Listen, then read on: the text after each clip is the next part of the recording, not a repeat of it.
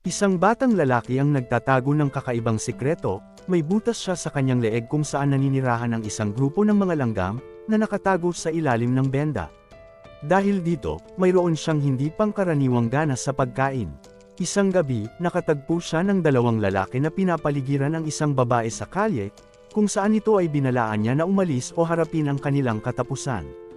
Gayunpaman, sa katotohanan, sinusubukan niyang iligtas ang mga ito mula sa babae, na biglang nagbunyag ng kanyang tunay na anyo at mabilis na pinatay ang parehong lalaki. Kinaumagahan, inimbestigahan ng isang pinangalanang Bog Reaper ang nangyaring eksena, kung saan natagpuan lamang ang mababang parte ng mga biktima at walang ibang bakas na naiwan. Sa paaralan, tinanggal ng kanyang kaklase ang kanyang benda at natakot nang makita ang mga langgam na lumalabas sa kanyang leeg. Matapos yun, ibinigay ng estudyante ang takdang aralin na kanyang natapos kasama ang batang lalaki, habang ang ibang kaklase ay nakatanggap ng parusa sa pamamagitan ng paglilinis ng swimming pool pagkatapos ng klase. Maya-maya biglang lumitaw ang isang nilalang, na ibinunyag bilang isang human insect, at ito pala ay ang kanilang sariling guro.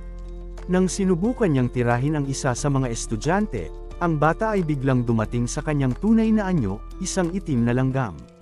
Tinanong siya ng guro kung bakit niya nilalabanan ang sarili niyang uri upang protektahan ang mga tao, subalit sumagot ang bata na hindi siya nakikipaglaban para sa mga tao, siya ay isang itim na langgam na nakikipaglaban para sa pagkain. Mabilis niyang natalo ang guro at sinagip ang dalawang batang babae na naiwan. Makalipas ang ilang oras, ibinunyag nila sa mga Bog Reaper na hindi sila naligtas ng isang tao, kundi ng isang itim na langgam, isang human insect.